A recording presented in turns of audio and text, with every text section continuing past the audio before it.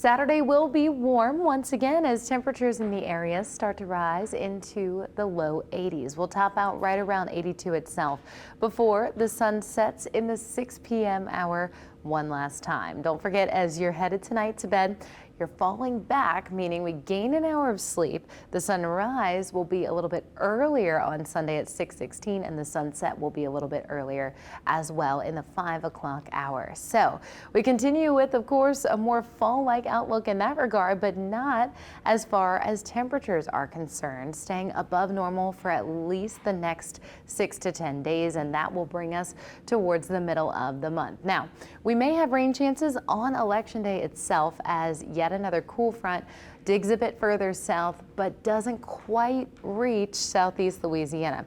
We've continued to see these upper level troughs digging a little bit further south but lifting just before any temperature impact evolves. So you'll notice that's exactly the case here with the upper pattern sort of showcasing that trough digging further south but stabilizing and then lifting back up to the north again as we see the high pressure lift a little bit further north and that ridge really stay locked in place across our region.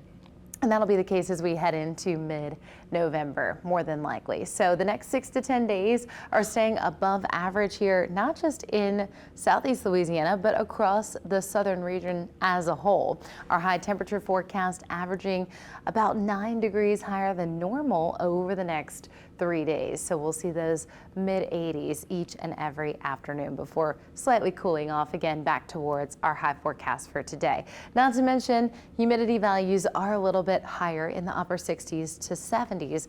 Those low 70s, definitely something you feel as you're stepping outside. So our rain chances will stay relatively minimal for the majority of this week. We do see the highest potential coverage on Tuesday, and that's when that front digs a little bit further south. So though it won't reach us temperature wise, we'll probably see the instability allow for a couple of showers on Election Day. Keep that in mind. Now, of course, by November, we're traditionally saying goodbye to the majority of concerns with hurricane season. This is the final official month of hurricane season 2024, but the National Hurricane Center is highlighting a potential development area in the Caribbean, and we'll continue to watch that as we head into next week. So the temperatures of the water there are conducive for some development, and right now the GFS and the Euro are showcasing not only something developing but then potentially moving into the Gulf of Mexico. But the good news is the water temperatures there are a little bit cooler than the Caribbean. As you'll note,